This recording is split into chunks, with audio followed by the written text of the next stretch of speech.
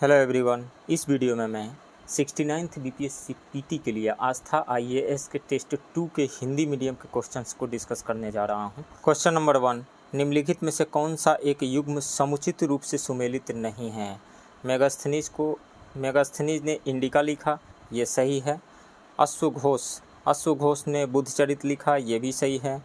पाणिनि ने महाभाष्य नहीं लिखा, पाणिनि ने अष्टाध्यायी लिखा है, तो ये गलत है। और विशाखदत्त ने मुद्रा राक्षस लिखा, ये सही है, तो गलत है, सी, राइट ऑप्शन सी होगा। महाभाष्य को किसने लिखा है? पतंजलि ने लिखा है। बौद्ध संगीतियों के 4 आयोजकों का सही क्रम क्या है? तो प्रथम बौद्ध संगीति अजातशत्रु के शासनकाल में आयोजित हुई थी, द्वितीय कालाशोक के टाइम में, तृतीय अशोक के टाइम में और चतुर्थ कनिष्क के टाइम में। तो इसमें से अजातशत्रु, कालाशोक, अशोक एवं कनिष्क, सही ऑप्शन सी होगा। इसमें से प्रथम बौद्ध संगीति 483 ईसा पूर्व में राजगृह में महाकश्यप की अध्यक्षता में और अजातशत्रु के संरक्षण में आयोजित की गई थी। द्वितीय बौद्ध संगीति 383 ईसा पूर्व में वैशाली में सबकामी के अध्यक्षता में और कालाशोक के संरक्षण में आयोजित की गई थी। और तृतीय बौद्ध संगीति 250 ईसा पूर्व में पाटलिपुत्र में मोगलीपुत्र के अध्यक्षता में और अशोक के संरक्षण में आयोजित की गई थी। चतुर्थ बौद्ध संगीति 72 ईसा पूर्व में कश्मीर के कुंडलवन में और वसुमित्र या फिर अश्वघोष के अध्यक्षता में और कनिष्क के संरक्षण में आयोजित की गई थी। जैन धर्म श्वेतांबर एवं दिगंबर संप्रदाय में कब विभाजित हुआ? तो इसमें से चंद्रगुप्त मौर्य के समय में लगभग 300 ईसा पूर्व में मगध में 12 वर्षों का भीषण अकाल पड़ा, जिसके कारण भद्रबाहु अपने शिष्यों सहित मगध से कर्नाटक चले गए, किंतु कुछ अनुयायी स्थूलभद्र के साथ मगध में ही रुक गए। भद्रबाहु के वापस लौटने पर मगध के अनुयायियों से उनका गहरा मतभेद हो गया, जिसके परिणाम स्वरूप जैन मत श्वेतांबर एवं दिगंबर 2 संप्रदायों में बंट गया। स्थूलभद्र के शिष्य श्वेतांबर एवं भद्रबाहु के शिष्य दिगंबर कहलाए, राइट ऑप्शन ए होगा। निम्नलिखित में से किस दार्शनिक ग्रंथ का शाब्दिक अर्थ पास आना और बैठना है? तो उपनिषद का अर्थ होता है, राइट ऑप्शन ए होगा। कलिंग नरेश खारवेल से संबंधित जानकारी कहाँ से प्राप्त होती है? हाथी गुम्फा अभिलेख से प्राप्त होती है, राइट ऑप्शन ए होगा।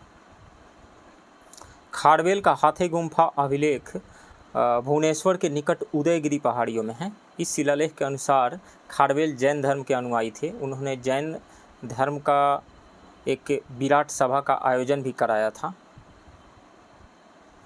चोलों की निम्नलिखित प्रशासनिक इकाइयों का आरोही क्रम क्या है? तो चोलों के पूरे साम्राज्य को 9 प्रांतों में विभाजित किया गया था और प्रत्येक प्रांत को मंडलम कहा जाता था। तो सबसे पहले तो आ जाएगा मंडलम। उसके बाद प्रत्येक प्रांत का नेतृत्व एक वायसराय करता था, जिसे राजा से आदेश प्राप्त होता था। प्रत्येक मंडलम कोट्टम या बलनाडम की संख्या में विभाजित किया गया था, जिसे आगे नाडु में उप विभाजित किया गया था। प्रत्येक नाडु को आगे उर्स या कुर्रम नामक गांव में विभाजित किया गया था, तो इसलिए राइट ऑप्शन बी होगा। निम्नलिखित में महाजनपदों की राजधानी के बारे में सत्य है। अंग की राजधानी चंपा थी, वत्स की राजधानी कौशाम्बी थी, अस्मक की राजधानी पोतन थी। ये सभी सही सुमेलित हैं, तो उपयुक्त सभी सही होगा, राइट ऑप्शन डी होगा। ऐसे 16 महाजनपदों को हम देखें तो इसमें अंग की राजधानी चंपा थी, मगध की राजधानी राजगृह, वैशाली, पाटलिपुत्रा रही, काशी की राजधानी वाराणसी थी, वत्स की राजधानी कौशाम्बी थी, बज्जी संघ की राजधानी वैशाली थी, वैशाली विदेह मिथिला रही, कौशल की राजधानी श्रावस्ती रही, अवंती की राजधानी उज्जैन या फिर महेशमती रही, मल्ल की राजधानी कुशावती रही, पंचाल की राजधानी अहिछत्र काम्पिल्य रही, चेदी की राजधानी शक्तिमती रही, कुरु की राजधानी इंद्रप्रस्थ, मत्स्य की विराटनगर, कंबोज की हाटक, सूरसेन की मथुरा, अस्मक की पोतन और गंधार की तक्षशिला। निम्न में से कौन सा एक युग्म सही सुमेलित नहीं है? रानी लघु शिलालेख कौशाम्बी अशोक की पत्नी कारुवाकी एवं पुत्र तीवर का उल्लेख है, इसमें ये सही है। धौली शिलालेख में सारी प्रजा मेरी संतान है, इसका उल्लेख किया गया है, ये सही है। कंधार द्विभाषी शिलालेख में मछुआरे और आखेटक का उल्लेख किया गया है, ये सही है। भाब्रू शिलालेख में अशोक का नाम मिलता है। भाब्रू शिलालेख में अशोक का नाम अशोक नहीं मिलता है, प्रियदर्शी मिलता है, प्रियदर्शी, तो ये गलत है। इस भाब्रू शिलालेख में अशोक द्वारा बौद्ध धर्म, संघ और धम्म के प्रति निष्ठा व्यक्त की गई है। अशोक का भाब्रू शिलालेख वर्तमान में कलकत्ता के संग्रहालय में रखा हुआ है और भाब्रू शिलालेख में अशोक को अशोक नहीं प्रियदर्शी कहा गया है, तो राइट ऑप्शन डी होगा। मौर्य काल में स्त्रियों की स्थिति के संबंध में निम्न में से कौन सा कथन असत्य है? महिला अंगरक्षिकाओं का प्रचलन था, ये सही है। स्त्रियों को पुनर्विवाह की अनुमति थी तथा नियोग प्रथा भी प्रचलित थी, ये सही है। वेश्यावृत्ति का प्रचलन नहीं था, नहीं, वेश्यावृत्ति का प्रचलन था और राज्यों का इससे संरक्षण भी प्राप्त होता था, मतलब इसे राजकीय संरक्षण भी प्राप्त था और इनकी कमाई के हिस्से से टैक्स भी लिया जाता था। तो वेश्यावृत्ति का प्रचलन तो था, ये गलत है। स्त्रियों को संपत्ति का अधिकार प्राप्त था, ये सही है। तो गलत जो है वो सी है। अशोक के शिलालेखों की तुलना में स्तंभ लेखों के संदेश में सर्वाधिक महत्वपूर्ण अंतर क्या है? तो अशोक के शिलालेखों की तुलना में स्तंभ लेखों के संदेश में सर्वाधिक महत्वपूर्ण है, क्योंकि स्तंभ लेख मुख्यतः धर्म के नैतिक पक्षों और बौद्ध धर्म के प्रति अशोक के लगाव के प्रति समर्पित है। तो स्तंभ लेखों में सामाजिक कल्याण कार्यों पर विशेष बल दिया गया है। स्तंभ लेखों में धम्म के बारे में कट्टरपन या धर्मांधता और अहंकारोन्माद का संकेत मिलता है, ये गलत है दोनों। स्तंभ लेख मुख्यतः धम्म के नैतिक पक्षों और बौद्ध धर्म के प्रति अशोक के लगाव के प्रति समर्पित है, ये सही है। शिलालेख सामान्यतः जनता को संबंधित है और स्तंभ लेख बौद्ध धर्म से संबंधित है। तो इसमें से सर्वाधिक महत्वपूर्ण अंतर सी वाला ही है। स्तंभ लेख मुख्यतः धम्म के नैतिक पक्षों और बौद्ध धर्म के प्रति अशोक के लगाव के प्रति समर्पित है, राइट ऑप्शन सी होगा। मौर्य काल की सूचना का स्रोत नहीं है, विभिन्न अभिलेखों से यह है स्रोत। मेगास्थनीज की इंडिका से ये भी स्रोत है, बौद्ध साहित्य से ये भी स्रोत है। अशोक की जीवनी ये स्रोत नहीं है, राइट ऑप्शन डी होगा। उदंतपुरी शिक्षा केंद्र निम्न में से किस स्थान पर अवस्थित था? बलूचिस्तान नहीं, भारत में अवस्थित था। भारत में बंगाल और बिहार में पाल वंश के संस्थापक गोपाल द्वारा 8वीं शताब्दी के मध्य में यहाँ एक महाविहार की स्थापना की गई थी, राइट ऑप्शन बी होगा। राजधानियों के बारे में असत्य कथन चुनिए। सातवाहनों की राजधानी प्रतिष्ठान थी, ये सही है। कुषाणों ने अपनी राजधानी मथुरा बनाया था, ये सही है। शकों ने अपनी राजधानी आगरा बनाया था, नहीं। शक 5 शाखाओं में विभक्त थे, जिनमें प्रथम अफगानिस्तान में, दूसरा पंजाब में जिसकी राजधानी तक्षशिला रही, और तीसरा मथुरा में। तो आगरा नहीं होगा, मथुरा यहाँ रहता तो सही रहता। मौर्य साम्राज्य की राजधानी पाटलिपुत्रा थी, ये सही है। गलत कौन सा है? सी गलत है। भगवान महावीर ने मोक्ष कहाँ प्राप्त किया था? तो नालंदा जिले के पावापुरी में, राइट ऑप्शन बी होगा। विभिन्न प्रकार की मूर्ति कला में प्रयुक्त पत्थर नहीं था। गंधार कला धूसर पत्थर, ये सही है। मथुरा कला में लाल पत्थर, ये सही है। अमरावती कला में श्वेत पत्थर, ये सही है। पाल कला में काला पत्थर नहीं था, तो ये गलत है, राइट ऑप्शन डी होगा। हड़प्पा की मोहरों पर सबसे अधिक अंकन किसका है? पशुपति का है, राइट ऑप्शन ए होगा। निम्नलिखित में से कौन सुमेलित नहीं है? हड़प्पा रावी नदी के तट पर है, ये सही है। मोहनजोदड़ो हिंदू नदी के तट पर, ये भी सही है। सिंधु नदी के तट पर। लोथल भोगवार नदी के तट पर, यह सही है। धौलावीरा हिंडन नदी के तट पर नहीं, धौलावीरा लूनी नदी के तट पर स्थित है, तो ये गलत है। तो राइट ऑप्शन डी होगा। मेसोपोटामिया का अभिलेखों में वर्णित मेलुहा शब्द का अभिप्राय किससे है? सिंधु सभ्यता से है, राइट ऑप्शन सी होगा। निम्न में से सही मेल है। हाथी गुम्फा अभिलेख से खारवेल के बारे में जानकारी मिलती है, ये सही है। एहोल अभिलेख से समुद्रगुप्त के बारे में जानकारी मिलती है, नहीं। एहोल अभिलेख से पुलकेशिन द्वितीय के बारे में जानकारी मिलती है, इसलिए ये गलत है। अयोध्या अभिलेख से क्या राजा भोज के बारे में जानकारी मिलती है? नहीं। पुष्पमित्र शुंग के बारे में जानकारी मिलती है, इसलिए ये भी गलत है। प्रयाग प्रशस्ति से क्या विजयसेन के बारे में जानकारी मिलती है? नहीं। प्रयाग प्रशस्ति से समुद्रगुप्त के बारे में जानकारी मिलती है, तो इसलिए ये तीनों गलत है। बी, सी और डी ये सही है। सिंधु घाटी सभ्यता के बारे में निम्न में से कौन सा कथन असत्य है? नगरों में नालियों की सुदृढ़ व्यवस्था थी, ये सही है। व्यापार और वाणिज्य उन्नत दशा में था, ये भी सही है। मातृदेवी की उपासना होती थी, ये भी सही है। लोहे से परिचित थे, नहीं, ये गलत है। दशराज युद्ध का वर्णन ऋग्वेद के किस मंडल में है? 7वें मंडल में है, राइट ऑप्शन बी होगा। निम्नलिखित को सही सुमेलित करें। प्रथम संगम का आयोजन अगस्त ऋषि के अध्यक्षता में हुआ था, तो ए का 1 हो जाएगा। द्वितीय का तोल्कापियर की अध्यक्षता में, ये सही है, बी का 2। और तृतीय का नकीरर की अध्यक्षता में, ये भी सही है 3। तो ए का 1, बी का 2 और सी का 3।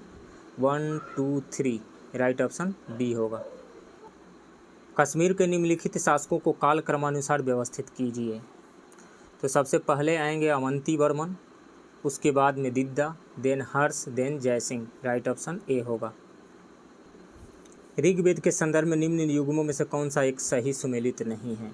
तीसरे मंडल में गायत्री मंत्र की चर्चा की गई है, ये सही है। 10वें मंडल में शूद्र की प्रथम चर्चा की गई है, ये सही है। प्रथम मंडल में शिक्षा की चर्चा नहीं की गई है, ये गलत है।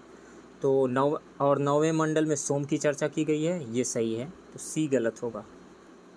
महात्मा बुद्ध का महापरिनिर्वाण किसके गणतंत्र में हुआ था? तो महाबुद्ध का महापरिनिर्वाण कुशीनगर में हुआ था और मलो के गणतंत्र में, राइट ऑप्शन सी होगा। वैदिक कालीन प्रशासन में भागुदह कौन अधिकारी होता था? तो वो राजस्व संग्राहक होता था, राजस्व कर जमा करने वाला, राइट ऑप्शन बी होगा। किसके शासनकाल को स्थापत्य कला का स्वर्णकाल कहा गया है? तो शाहजहाँ के शासनकाल को स्थापत्य कला का स्वर्णकाल कहा गया है, राइट ऑप्शन बी होगा। जैन धर्म का प्रसार बौद्ध धर्म की तुलना में सीमित रहा, इसके मूल में क्या कारण था? आत्मपीड़न, कठोर व्रत एवं तपस्या पर बल, ये सही है। ब्राह्मण धर्म से पूर्णतः पृथक न हो पाना, ये भी सही है। अहिंसा पर अधिक बल देना, ये भी सही है। तो उपयुक्त सभी सही है, राइट ऑप्शन डी होगा। भारत में सिकंदर की सफलता का क्या कारण था? वह शक्तिशाली था, वह अच्छा प्रशासक था, उसे भारतीय शासकों ने सहायता दी, भारत में कोई केंद्रीय शक्ति नहीं थी। सही ऑप्शन डी होना चाहिए। निम्नलिखित में कौन सा कथन कुषाण वंश से संबंधित सही है? इसकी स्थापना कनिष्क ने की थी, नहीं। इसकी स्थापना कुजुल कड़फिसेस ने की थी, ये गलत है।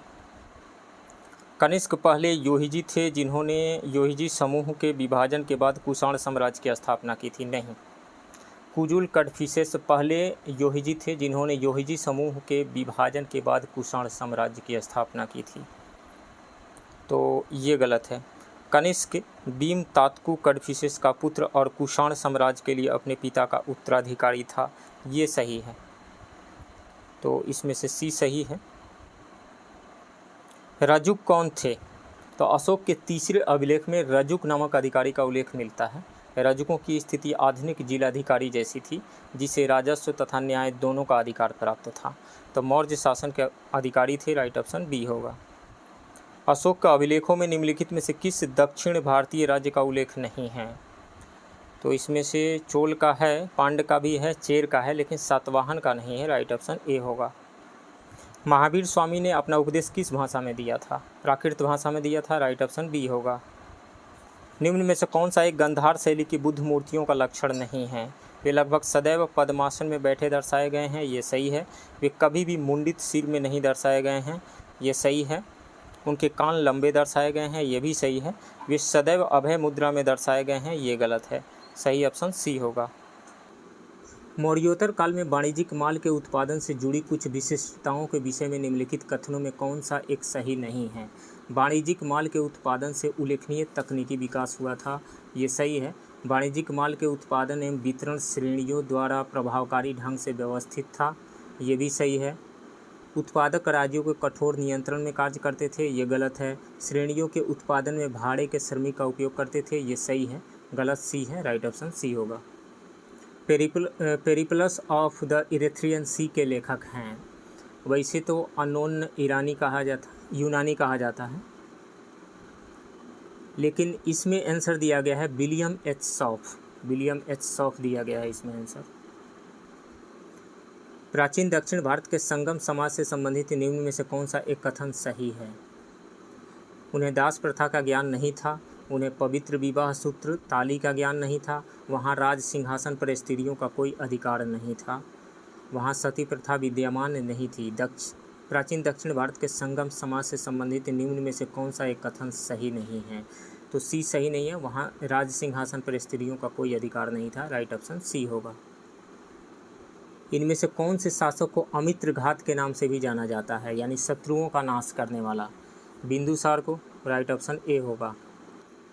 संगम काल में विदेश व्यापार के विकसित होने से किस कारक को सर्वाधिक सहायक माना जा सकता है?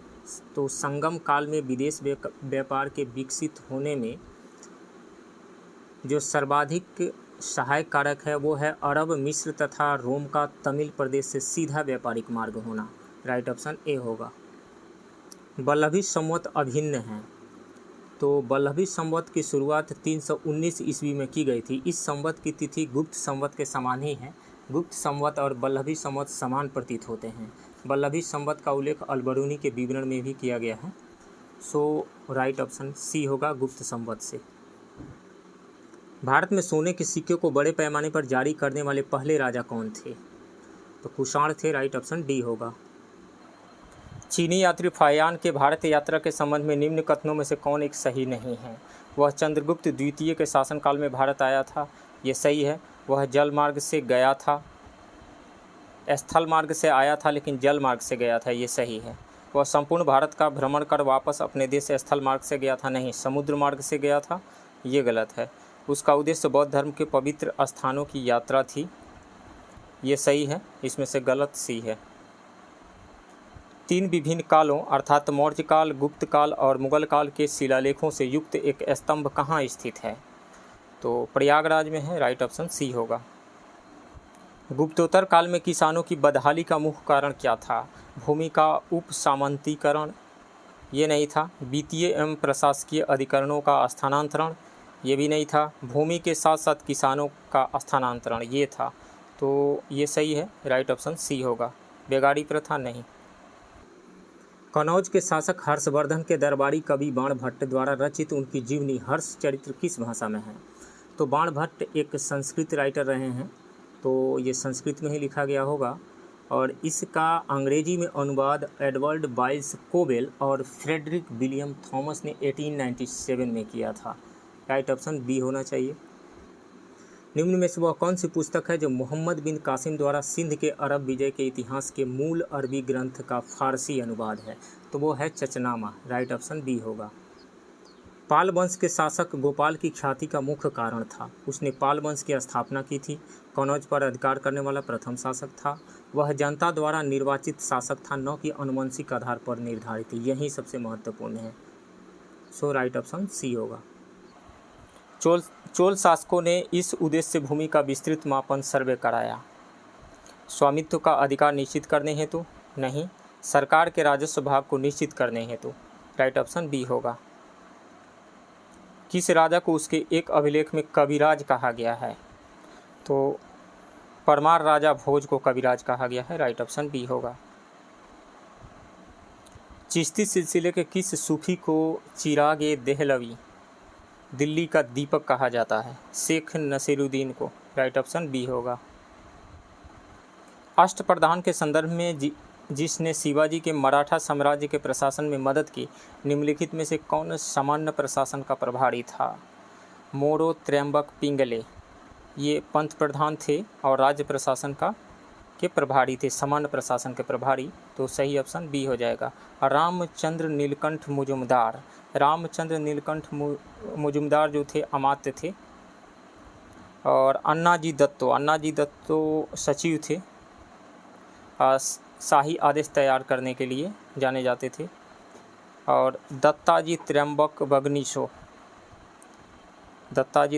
वग्निशो ये मंत्री थे राजपत्राचार के। सूची 1 को सूची 2 से सुमिलित कीजिए और सूचियों के नीचे दिए गए कूट से सही उत्तर का चयन कीजिए। फुतुह उस सलातीन, इसका सही मैचिंग होगा ईशामी से, तो ए का 2 हो जाएगा। फुतुहात ए फिरोज शाही, ये हो जाएगा फिरोज शाह तुगलक से, तो बी का 1 हो जाएगा। और तारिक फ़िरोज़ शाही ये बर्नी, तो सी का 4 हो जाएगा बर्नी से। खजाइन उल फुतूह अमीर खुसरो से हो जाएगा, डी का 3। तो इसमें से ए का 2, बी का 1, सी का 4 एंड डी का 3, राइट ऑप्शन ए होगा। मोहम्मद बिन तुगलक की योजनाओं में एक योजना राजधानी परिवर्तन की थी, जिसके संदर्भ में गलत कथन निम्न में से क्या है? तो दिल्ली राजधानी के रूप में, दौलताबाद इस्लामी संस्कृति का केंद्र बन गया, ये दोनों सही है। राजधानी परिवर्तन के कारण दिल्ली में हैजा फैलना था, ये गलत है। दौलताबाद नई राजधानी बनी, ये भी सही है। तो इसमें से गलत सी है। मोहम्मद बिन तुगलक को ऐसा लगने लगा था कि दक्कन के क्षेत्रों पर दिल्ली से शासन करना बहुत ही कठिन है। इसी विचार के साथ उसने राजधानी परिवर्तन का विचार किया। उसने दक्कन में पुणे के पास से विद्यमान दौलताबाद को अपनी नई राजधानी के रूप में चुना। 9 मुसलमान निम्नलिखित में से कौन थे? दिल्ली के पास बसे मंगोलों के वंशज जिन्होंने इस्लाम स्वीकार कर लिया था, राइट ऑप्शन ए होगा।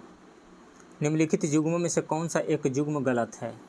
दीवान ए रियासत अलाउद्दीन खिलजी के टाइम में शुरू हुआ था, यानी दीवान ए रियासत को अलाउद्दीन खिलजी ने शुरू किया था, ये सही है। दीवान ए बंदगान को गयासुद्दीन तुगलक ने नहीं, फ़िरोज़ शाह तुगलक ने शुरू किया था, तो ये गलत है। दीवान ए सियासत मोहम्मद बिन तुगलक ने शुरू किया था, ये सही है। दीवान ए खैरात फ़िरोज़ शाह तुगलक ने शुरू किया था, ये भी सही है। गलत बी है, सो राइट ऑप्शन बी होगा। निम्न में से कौन सा एक युग्म सही सुमेलित नहीं है? इक्ता नागरिक एवं सैन्य सेवा के लिए दिया जाने वाला राजस्व नियत कार्य था, ये सही है। मनसब सल्तनत प्रशासन में अमीरों की आधिकारिक स्थिति थी, ये गलत है। मनसबदार शब्द का प्रयोग ऐसे व्यक्तियों के लिए होता था जिन्हें कोई मनसब यानी कोई सरकारी हैसियत या पद मिलता था। यह मुग़लों द्वारा चलाया गया कैटेगरी सिस्टम था, जिसके जरिए पद, वेतन, सैन्य उत्तरदायित्व निर्धारित किए जाते थे, तो इसलिए ये गलत है। खालिसा मुग़ल सम्राट के सीधे प्रशासनिक अधिकार में आने वाली भूमि थी, ये सही है। इजारा राजस्व नियत कार्य की अनुबंधात्मक पद्धति थी, ये सही है। गलत कौन सा है? बी गलत है, राइट ऑप्शन बी होगा। मोरक्को यात्री इब्न बतूता की भारत यात्रा के समय निम्नलिखित में से कौन दिल्ली का शासक था?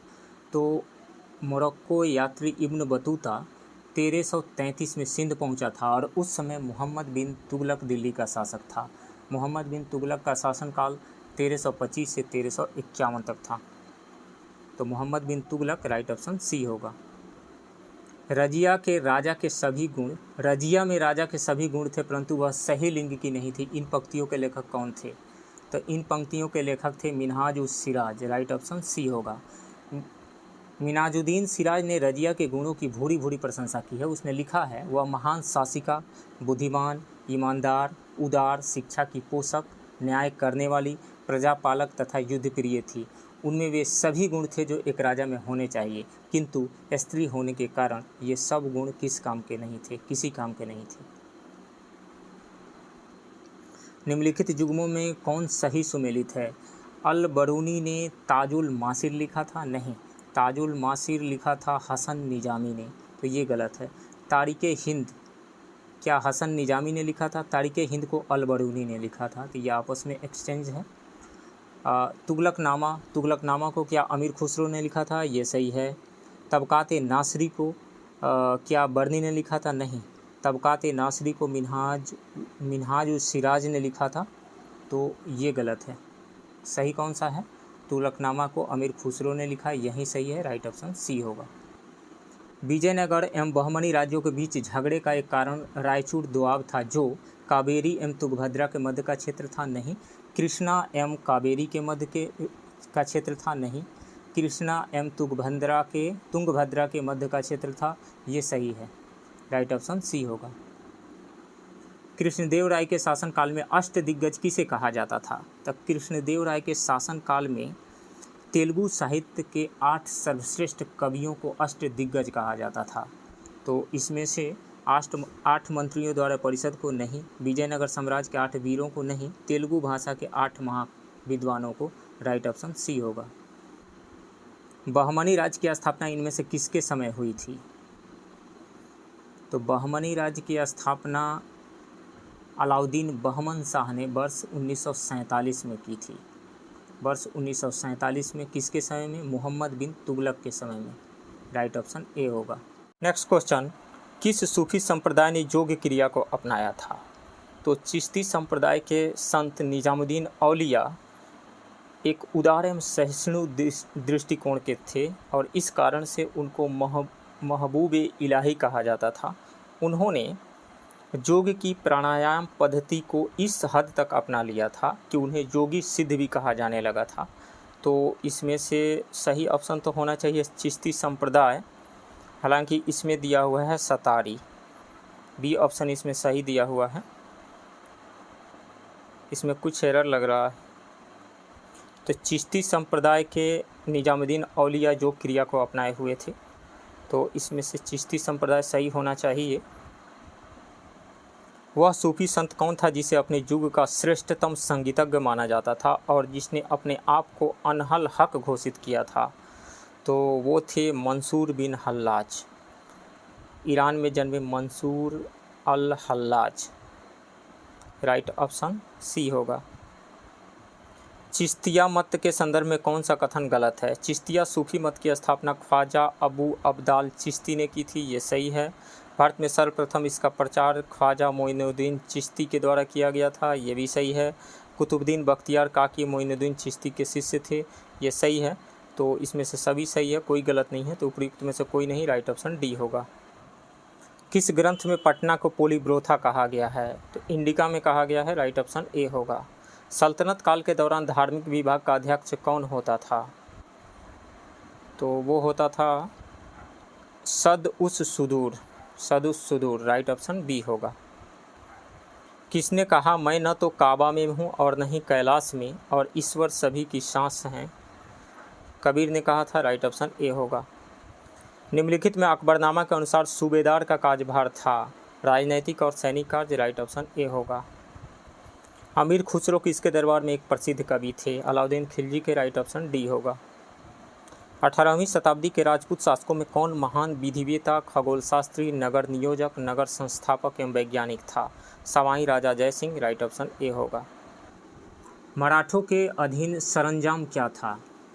व्यापारी से लिया जाने वाला कर नहीं। राजस्व व्यवस्था जिसमें भू राजस्व का निर्धारण जमीन की नाप के आधार पर किया जाता था, ये भी नहीं। जमीन की इकाई जिसका राजस्व सैनिक अधिकारियों को उनके वेतन के बदले दिया जाता था, ये सही है। इसमें से सी सही होगा। अहमद शाह अब्दाली के भारत पर आक्रमण और पानीपत की तीसरी लड़ाई का तत्कालिक कारण क्या था? वह मराठों द्वारा लाहौर से अपने वायसराय तैमूर शाह के निष्कासन का बदला लेना चाहता था। राइट ऑप्शन ए होगा। मोडी लिपि का प्रयोग किसके अभिलेखों में किया गया है? मराठों का अभिलेख में किया गया है। राइट ऑप्शन डी होगा। भारत में ईस्ट इंडिया कंपनी की सफलता का राज था? भारत में राष्ट्रीय भावना की कमी, ये सही है। कंपनी की सेना को पश्चिमी प्रशिक्षण मिला था, ये भी सही है।